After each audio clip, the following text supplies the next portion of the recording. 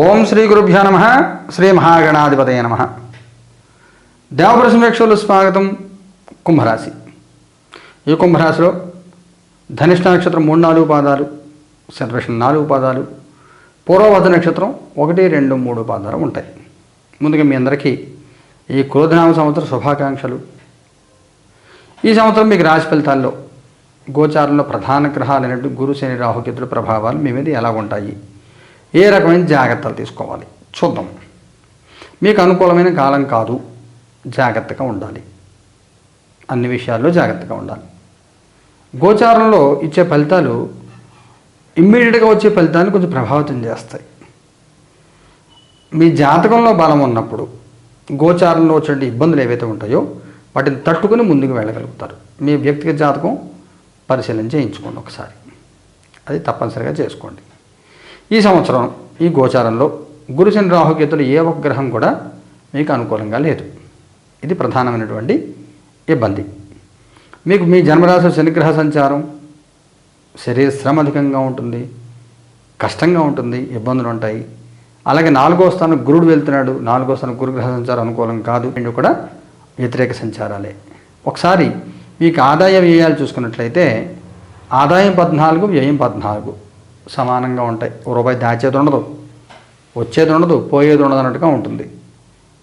అలా స్టేటస్ కొని నడుస్తూ ఉంటుంది. కష్టపడి జీవితం అలా సాగిస్తూ ఉంటారు. శరీర శ్రమ అధికమైపోతుంది. ఏ పని చేసినా కానీ 2-3 సార్లు చేస్తే తప్ప అంత పని ఏది కూడా అంత ఈజీగా అవ్వదు. మీకు ఈ మే 1వ తారీఖు నుంచి ఈ సంవత్సరం అంతా 4వ స్థానంలో గురుడు లోహమూర్తిగా ఉన్నాడు.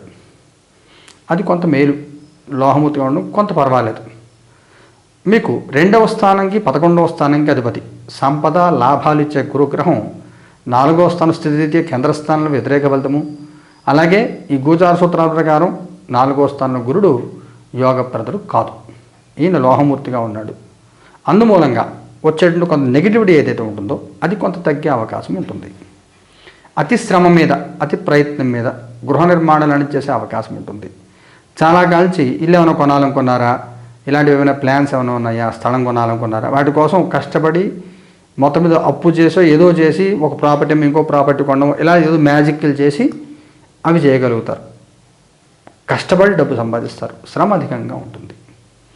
మీరు చూస్తుంటే ఎందుకోసం కష్టపడుతున్నాను నేను, ఎవరి కోసం కష్టపడుతున్నాను అని ఆలోచించుకుంటే అర్థం కాని స్థితి ఉంటుంది. ఏది కూడా సిచ్యువేషన్ కంట్రోల్లో ఉండదు. ఇప్పుడు మీ వయసు ఒక 40 ఏళ్ళ వయసు అనుకోండి సుమారుగా.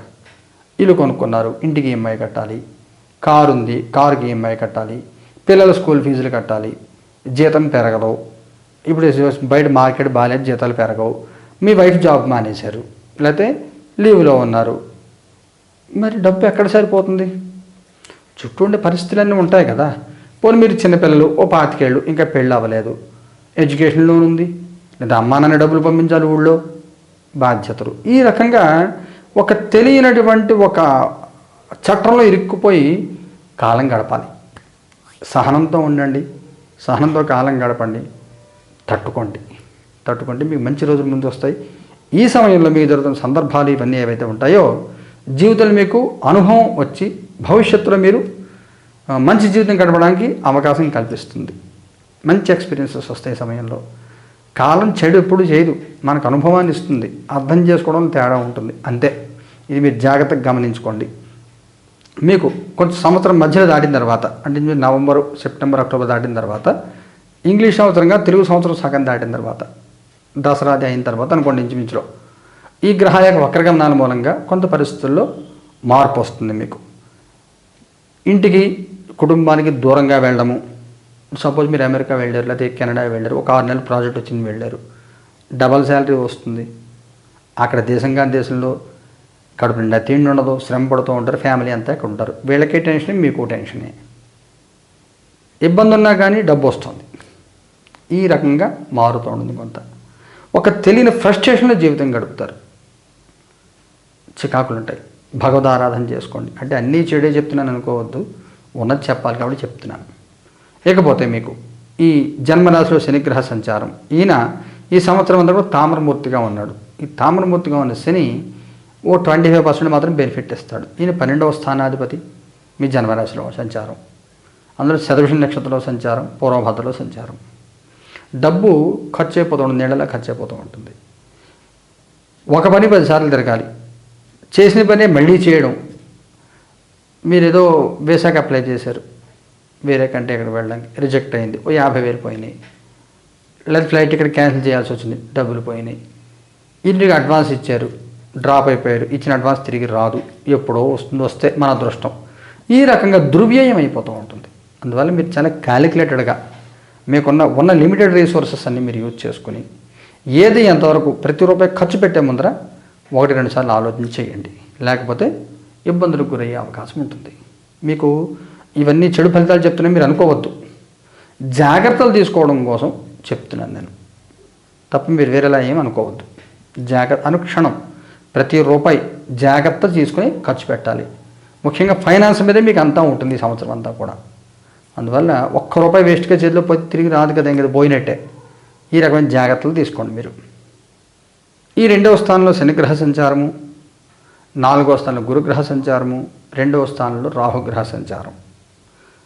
వీటిని పరిశీలన చేసి చూసుకున్నట్లయితే ఆస్తి పంపకాలు ఉన్నాయా, ఏమైనా సెటిల్మెంట్ ఫైనాన్షియల్ సెటిల్మెంట్లు ఉన్నాయా, వాటి విషయాలు మీరు తొందరపడి నోరు జారద్దు.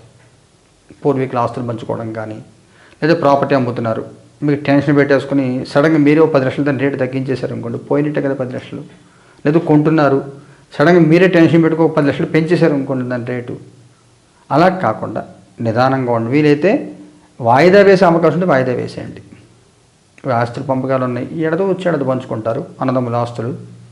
పూర్వీకుల ఆస్తి వచ్చే ఏడాది పంచుకోవచ్చు, అంత హడావిడే ఉంది, ఉండనండి. అలాగా ఆస్తి ఎక్కడికి పోదు కదా, స్థలం కానీ పొలం కానీ ఎక్కడికి పోదు కదా. ఈ రకంగా స్టేబుల్గా ఉండండి తప్ప తొందరపడద్దు. తొందరపడ్డారా డబ్బు పోతుంది, వేస్ట్ అయిపోతుంది. డబ్బులు ఏదో రకంగా సెటిల్మెంట్ లాస్ వచ్చే అవకాశం ఉంటుంది మీకు. ఇది మీ ముఖ్యమైనటువంటి సూచన. అయితే జన్మరాశి శనిగ్రహ సంచారం మరీ అంత నెగిటివ్గా అనేసుకోకూడదు. మనము అనుభవాన్ని, స్థిరత్వాన్ని ఇస్తాడు. 4-5 పనులు చేసే ఎదురు దెబ్బలు తగిలి మీకు అనుభవం అయింది, ఇలా చేస్తే ఈ రకమైన ఇబ్బంది వస్తుంది, ఇలా చేస్తే ఈ రకమైన ఇబ్బంది వస్తుంది తెలిసింది మీకు. అవి చేయకుండా ఉంటే డెవలప్మెంట్ వస్తుంది ఆటోమేటిక్గా. పొరపాట్లు చెబితే ఆటోమేటిక్గా సక్సెస్ వస్తుంది ఎవరికైనా. మిమ్మల్ని శని ఈ రకంగా ట్యూన్ చేస్తాడు. ట్యూన్ చేసి నెక్స్ట్ ఇయర్ గురుడు 5వ స్థానానికి వెళ్ళినప్పుడు దీని యొక్క ఫలితాన్ని శుభఫలితాలు పూర్తిగా పొందుతారు. 2025లో 2వ స్థానంలో శని సంచారం ప్రారంభం అవుతుంది, మీకు 7 నెలల చివరిలోకి వెళ్తుంది. 5వ స్థానంలో గురుడు వెళ్తాడు. అక్కడ వెళ్ళినప్పుడు ఆ గురుడు యొక్క ప్రభావం పూర్తిగా ఇప్పుడు మీకు వచ్చిన అనుభవాల్ని అప్పుడు క్యాష్ రూపంలో మలుచుకుంటారు. అందువల్ల పర్వాలేదు, శ్రమ పడ్డానికి సిద్ధంగా ఉండండి. జీవితంలో పాఠాలు నేర్చుకోవడానికి సిద్ధంగా ఉండండి, అనుభవాలు నేర్చుకోవడానికి సిద్ధంగా ఉండండి. ట్రైనింగ్ పీరియడ్ మీకు ఇదంతా కూడా. దీంతో మీరు భవిష్యత్తులో చాలా బాగుంటుంది, విచిత్రమైన అనుభవాలు వస్తూ ఉంటాయి. ఇదంతా కూడా మీకు అనుకూలమైన కాలం. అనుకూలమైన కాలం రావడానికి ఇది ఫౌండేషన్ వేసి పెడుతుంది భవిష్యత్తులో. ముఖ్యంగా ఈ 8వ స్థానంలో కేతుగ్రహ సంచారం, ఈ రాహుగ్రహ సంచారం, వీటి మూలంగా ఏదైనా ఇల్లు కానీ ఏదైనా కొనాలనుకుంటున్నారా, దాని డాక్యుమెంటేషన్ సరిగ్గా చూసుకోండి. లింక్ డాక్యుమెంట్ సరిగ్గా లేకపోతే కొనద్దు. అలాగే కొంతమందికి ప్రాపర్ డాక్యుమెంట్స్, లీగల్ హెయిర్స్ మీద డాక్యుమెంట్స్ ఏవో క్రియేట్ చేసి ప్రాపర్టీస్ కొంతమంది అమ్ముతారు. అలాంటిది కొనుక్కోవద్దని చెప్పట్లేదు, కొనుక్కుంటే 1-2 సార్లు ఆలోచించి కొనుక్కోండి. ఈ బ్యాంకుల్లో వాటిలో ఆక్షన్ పెట్టేవి ఉంటాయి, అలాంటి 1-2 సార్లు చూసుకుని కొనుక్కోండి. అలాగే ఏదైనా ఇల్లు కొనుక్కోవాలనుకుని కట్టుకోవాలనుకున్నా వాస్తు చూపించుకోండి. వాస్తు ప్రకారం ఎలాంటి పొరపాట్లు చేయకుండా జాగ్రత్తలు తీసుకుని ఇల్లు కట్టుకోండి, బాగుంటుంది మీకు. మొత్తం మీద సంవత్సరం మధ్య నుంచి కొంత అనుకూలత ప్రారంభం అవుతుంది, అక్టోబర్ నవంబర్ తర్వాత. అప్పటిదాకా మాత్రం పరీక్షా కాలంలాగా ఉంటుంది. మీరు ప్రతిరోజు నవగ్రహాల ప్రదక్షిణం చేయండి, నవగ్రహ స్తోత్రం పారాయణ చేసుకోండి. నవగ్రహ స్తోత్రం పారాయణ చేయండి. శివారాధన, దుర్గాదేవి ఆరాధన, గణపతి ఆరాధన విధిగా చేసుకోండి. గురుగ్రహ కవచం చదువుకోండి, దక్షిణామూర్తి స్తోత్రం పారాయణ చేసుకోండి. ఇన్ని చెప్తున్నాను, ఇన్ని చేయాలంటే ఇన్ని అక్కలు మీ వీలైన చేసుకోండి. నవగ్రహాల స్తోత్రం చదువుకోండి రోజు, లేదా నవగ్రహాల ప్రదక్షిణం చేయండి, లేదా దుర్గాదేవిని ఆరాధన చేయండి, లేదా దక్షిణామూర్తి స్తోత్రం పారాయణ చేయండి, లేదా సంకటహర గణేష కవచం పారాయణ చేసుకోండి. గణేష స్తోత్రం, సంకటహర గణేష స్తోత్రం 1 పేజీ ఉంటుంది, 1.5 మినిట్ పడుతుంది. దాన్ని చదువుకుంటే బాగుంటుంది. మీకు మరీ ఇబ్బందులు ఎక్కువగా ఉన్నట్టయితే మీ పర్సనల్ జాతకం చూపించుకుని తగిన పరిహారాలు చేయించుకోండి. శుభం భూయాత్.